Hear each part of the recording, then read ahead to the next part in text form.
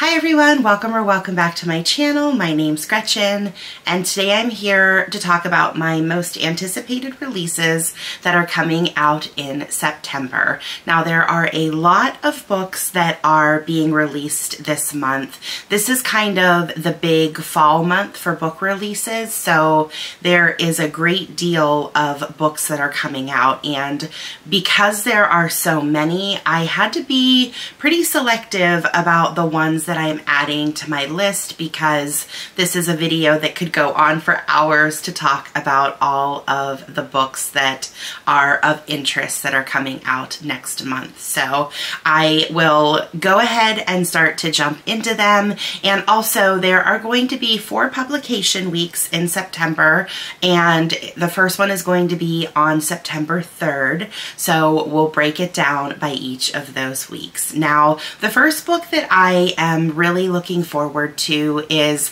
one that I've actually talked about previously on my channel, and that is Where the Forest Meets the River by Shannon Bowring, and this is going to be published by Europa. Now, the reason that I'm excited about this book is, if you remember, earlier this year, just a few weeks ago actually, I read The Road to Dalton, and I absolutely adored that book. And this is the follow-up to that book, and basically The Road to Dalton is just a book about people, and it's about people that live in this small town in Dalton, Maine, and we follow all of their messy lives, and it's almost like a book of short stories where each of the chapters is involving a different character within the town, and because it's such a close-knit community, there's a lot of overlap, and we have a lot of insight on each of their lives and the people that they know and the connections, and everything is just intertwined and messy, and it was just a fantastic book. And when I found out that there was going to be a sequel, I automatically put it on my pre-order list, and this is obviously just going to follow up. I think this book is 5 years in the future where the last book left off, and if I'm remembering correctly, that book took place in, The Road to Dalton, I should say, took place in 1990, so this is probably going to take us toward the mid-90s, and it is really hard to tell you specifically what the book is about because I know that this is a sequel, and if I read the synopsis off the back, it is definitely going to give some spoilers away. So I will definitely be reading this. It's actually one that I will probably prioritize because I am fresh off of The Road to Dalton not too long ago.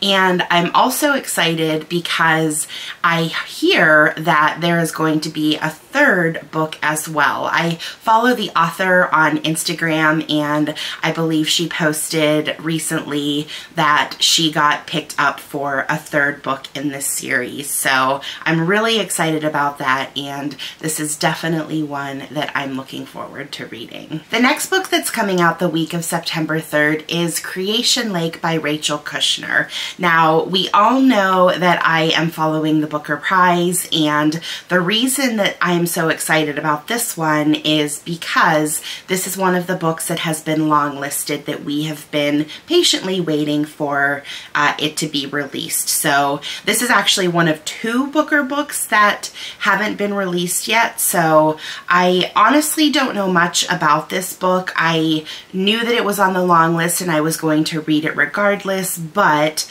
what it says on the book is, Creation Lake is a novel about a secret agent, a 34-year-old American woman of ruthless tactics, bold opinions, and clean beauty, who is sent to do dirty work in France. Sadie Smith is how the narrator introduces herself to her lover, to the rural commune of French subversives on whom she is keeping tabs, and to the reader.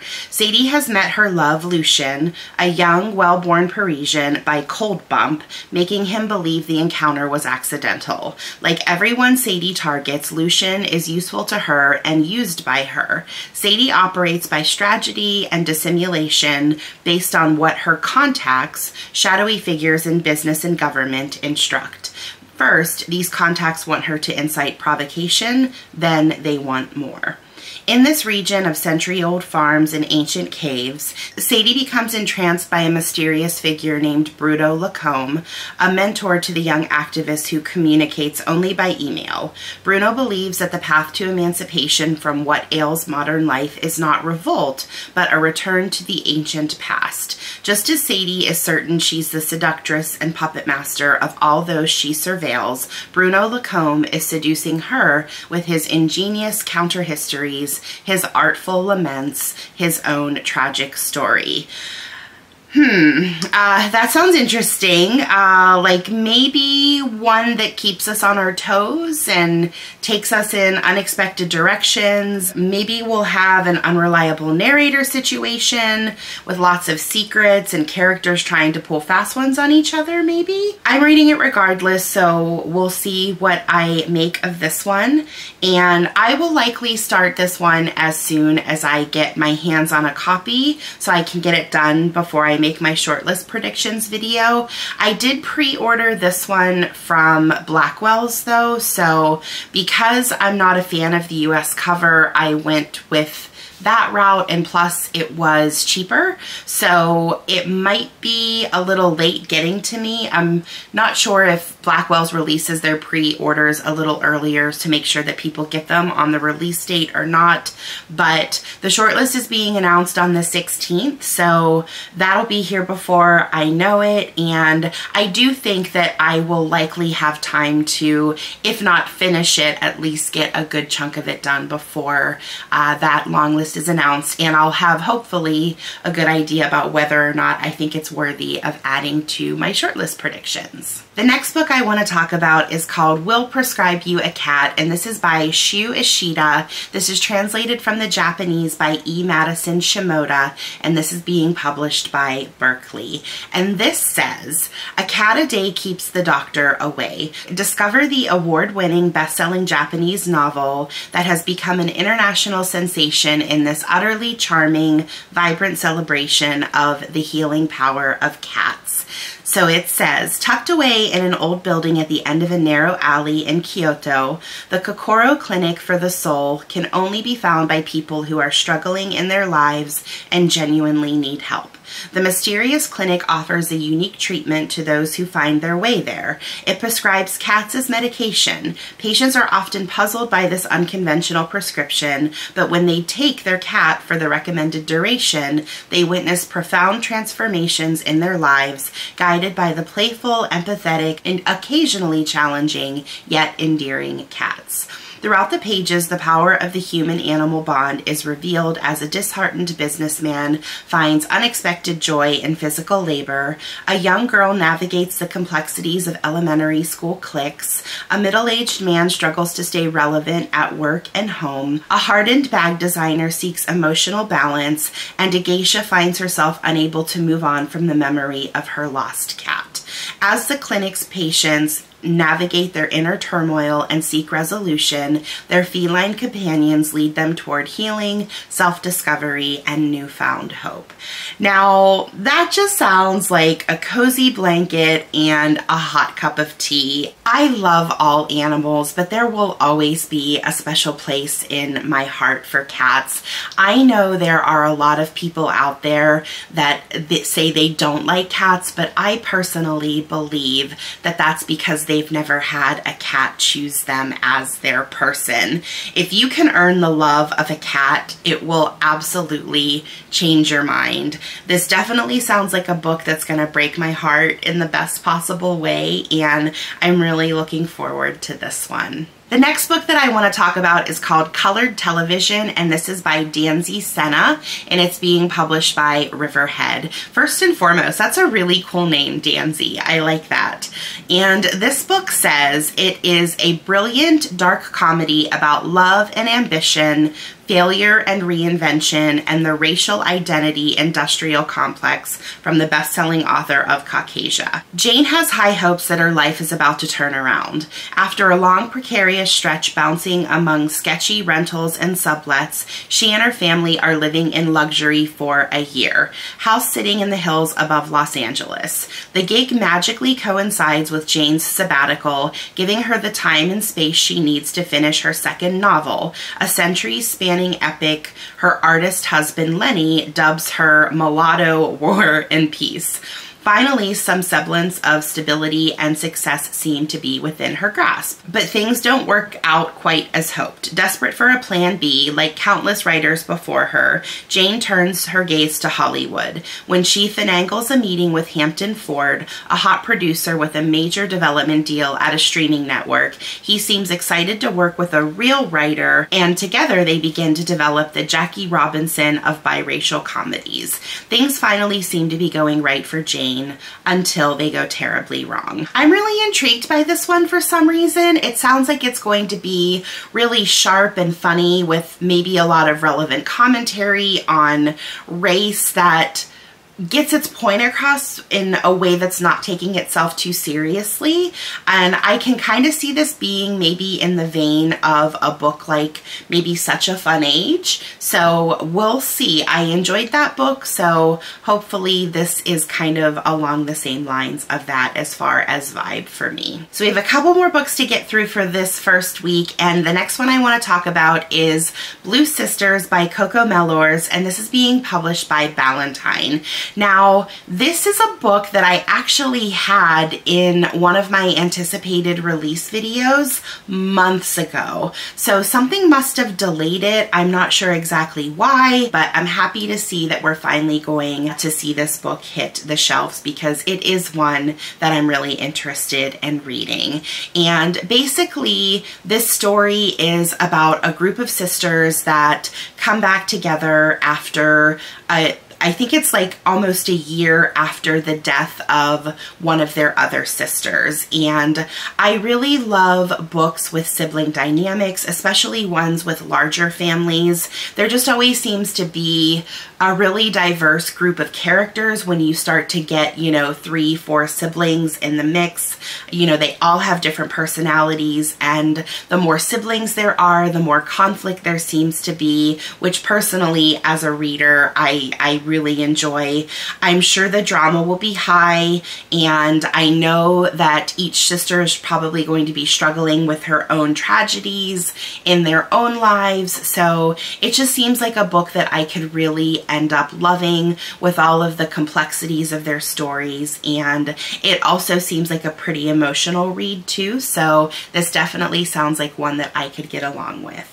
And the last book that's being released the week of September 3rd is The Life Impossible by Matt Haig, and this is being published by Viking. So this book is on my radar mainly because I think that this is going to be a book that everyone is going to be talking about, because this is Haig's first novel since The Midnight Library, which came out, I believe, in 2020. So he had a really big hit with that book, and I know that there were a lot of people that were kind of on both sides of the coin. There were a lot of people that loved it. There were a lot of people that didn't like it and thought that he was kind of insensitive in the way that he covered the subject of that book. And I was kind of one of those rare people in the middle where I really didn't have too much of a reaction with it. No really true strong opinions. I really like speculative books, and that's what The Midnight Library was. And that's likely probably why I landed in the middle, because it did have such big speculative elements to it. But this book, which I don't really know much about, it says, when retired math teacher Grace Winters is left a rundown house on a Mediterranean island by a long-lost friend, curiosity gets the better of her. She arrives in Ibiza with a one-way ticket, no guidebook, and no plan.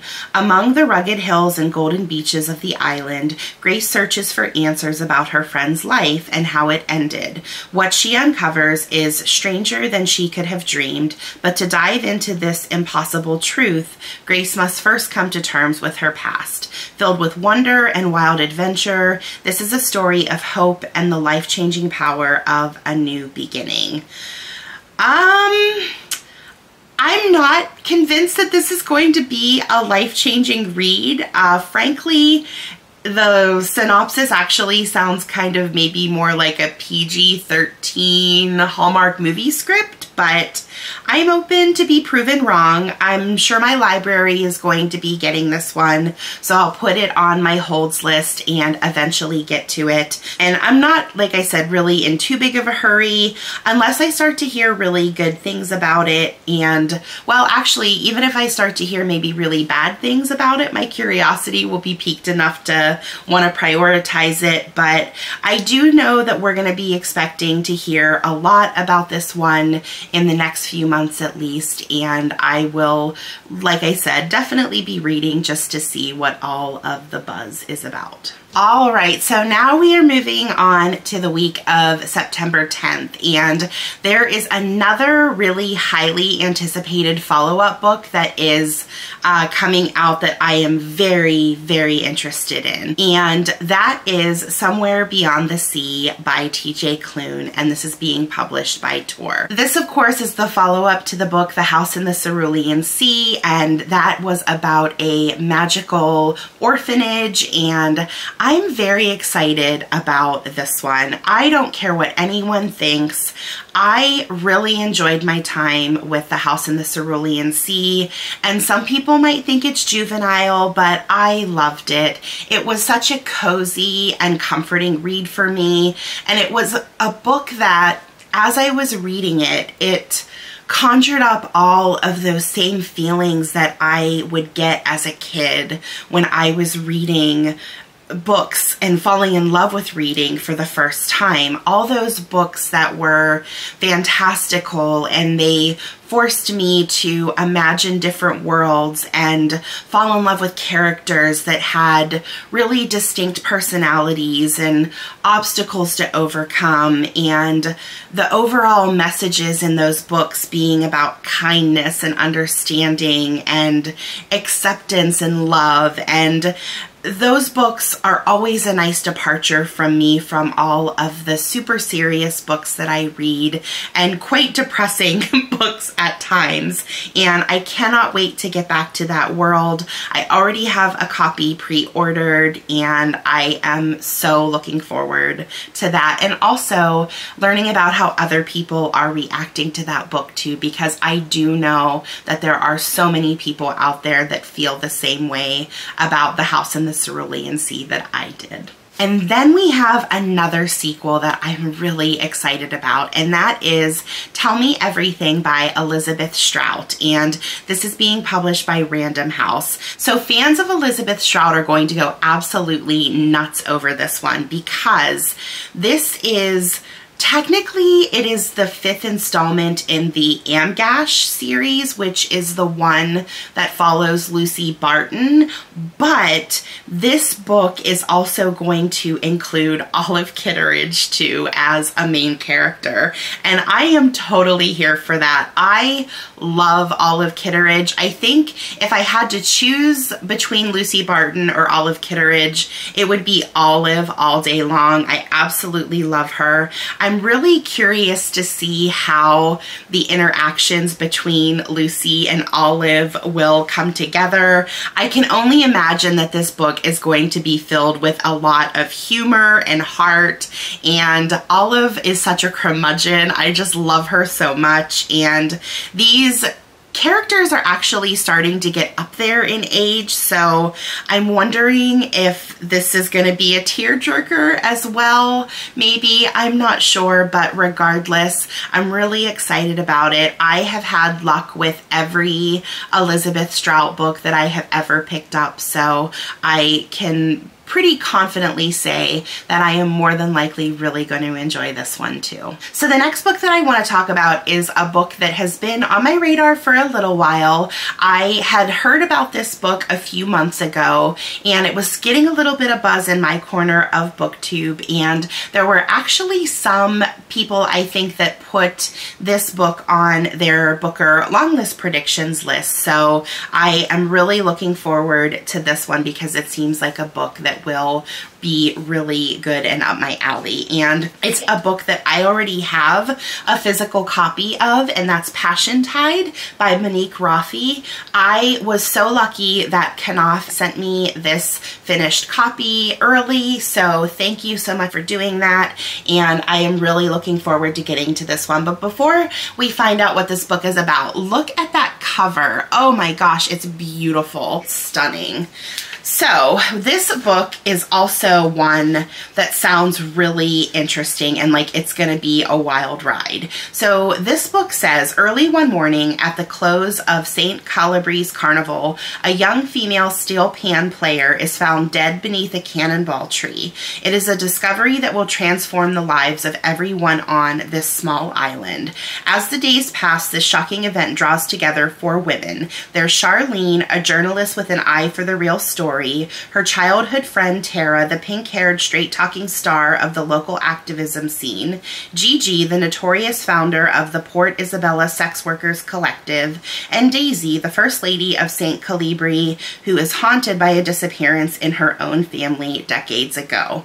In a community in which women's voices are often silenced and violence against them is often overlooked, the group soon finds themselves compelled to speak out and to act, but they never could have foreseen the consequences of their courage. Passiontide is a fiercely alive novel of women daring to demand a better world, a powerful reimagining of the crime novel. It confirms Monique Roffey as one of our most spellbinding storytellers. That just sounds fantastic. Every part of that screams that it's going to be a book that I love, and this is likely one that I'm going to try to prioritize once everything settles down after the Booker season. And the next book that I want to talk about being released that week is one called Office Politics by Wilfrid Sheed, and this is being published by McNally Editions. So it's starting to become kind of a tradition on my anticipated releases videos that I am bringing out some reprints that are being released, specifically by McNally Editions.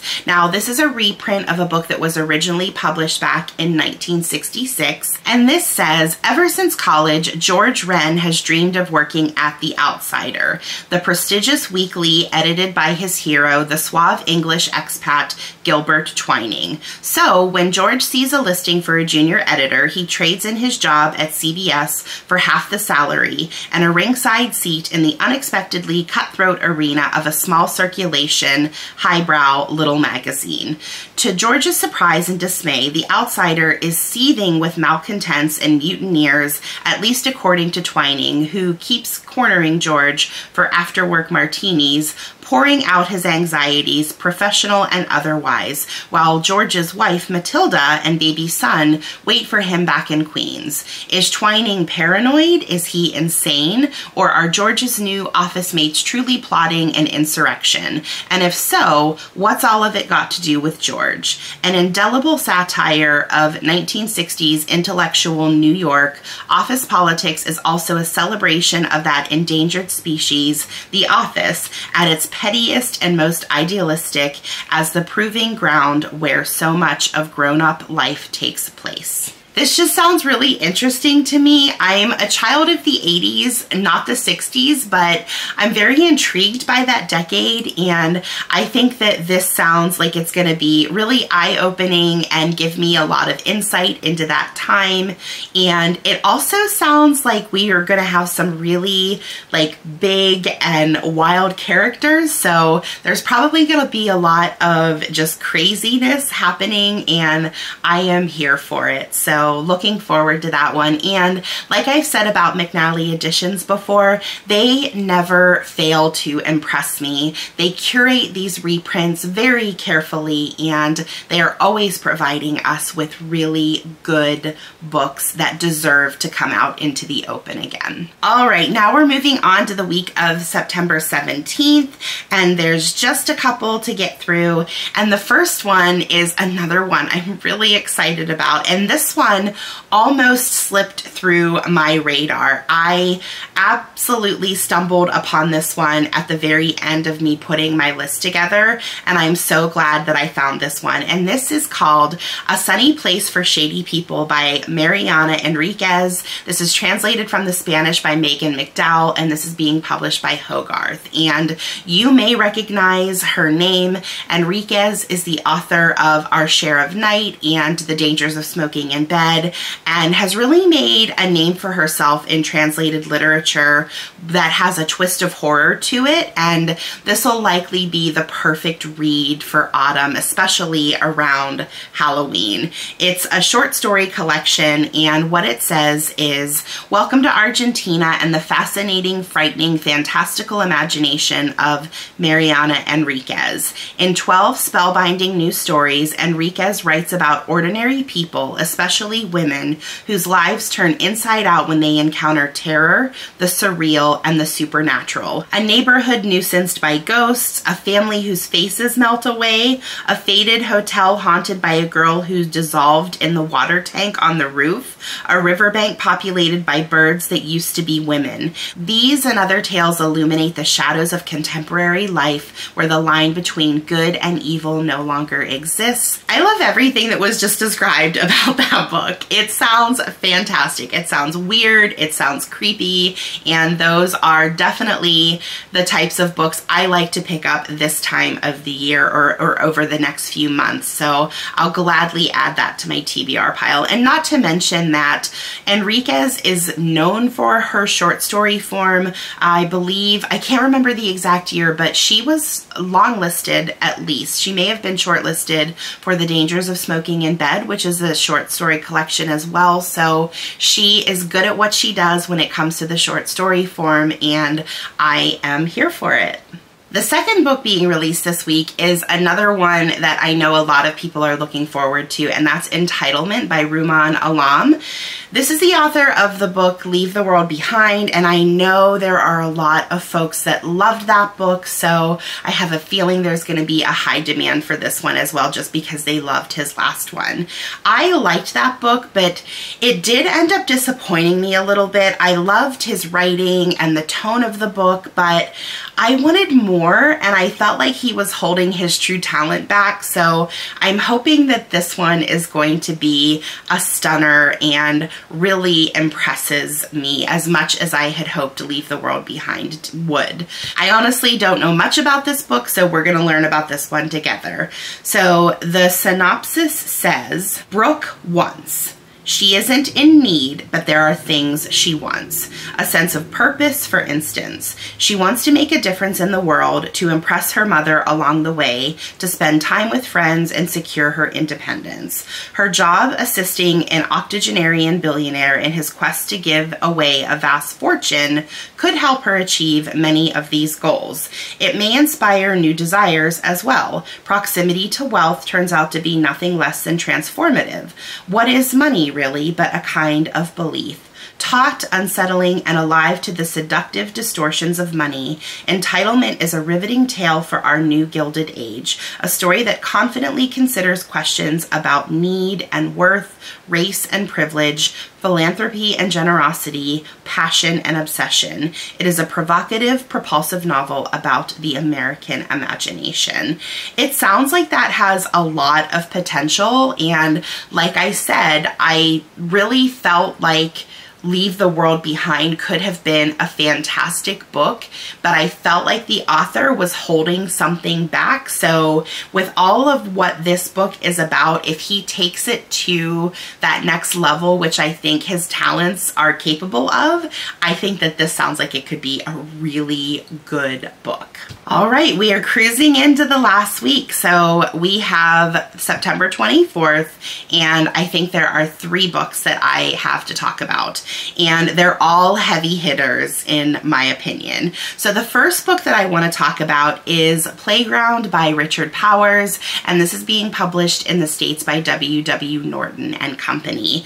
This is another one of those Booker Prize longlist books that have yet to be released. So this will be the last one, even though it'll be released after the shortlist announcement. I was really hoping they would up the publication date on this, but sadly they didn't, which really sucks for a lot of readers.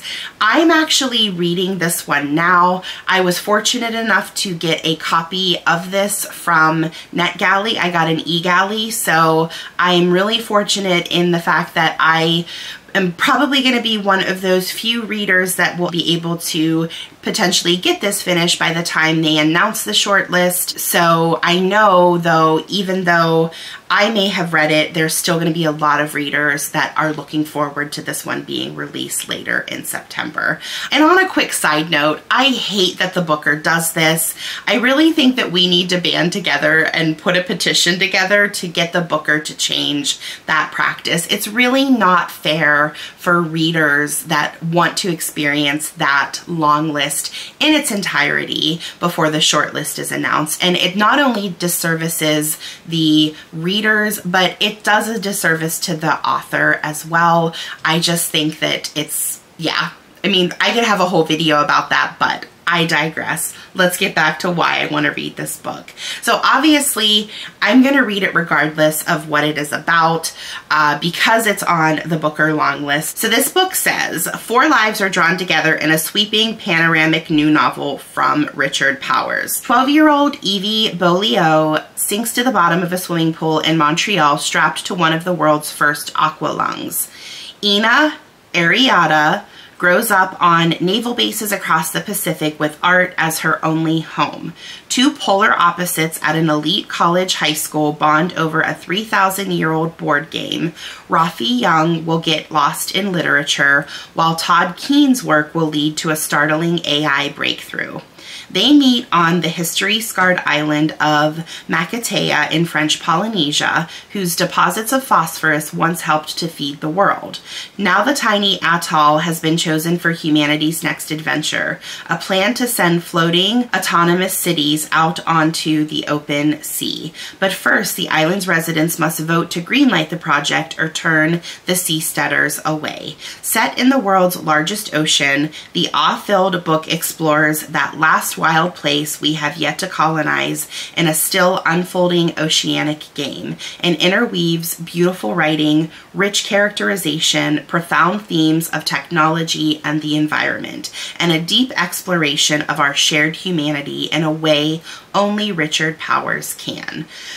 This sounds like a really ambitious book, and we're just gonna have to wait to see how this turns out. I will, of course, be prioritizing this one. I just started it, so I'm not very far in to get a tone of it or to really, you know, see how I feel about it yet, but I will be doing a single book review for it just because it is part of the Booker long list, and hopefully I can finish it before that announcement comes, and we'll see. I know that there's a lot of people that are going to want to read this regardless just because there are a lot of Richard Powers fans out there, so we'll see how this one pans out.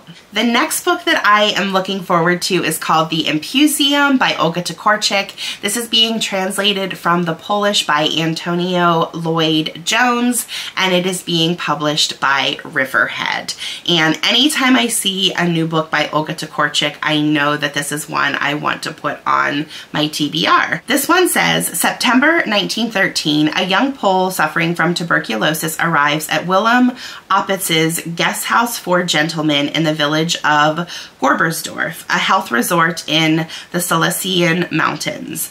Every evening, the residents gather to imbibe the hallucinogenic local liqueur and debate the great issues of the day. Monarchy or democracy? Do devils exist? Are women born inferior? War or peace? Meanwhile, disturbing things are happening in the guest house and the surrounding hills. Someone or something seems to be watching, attempting to infiltrate their cloistered world.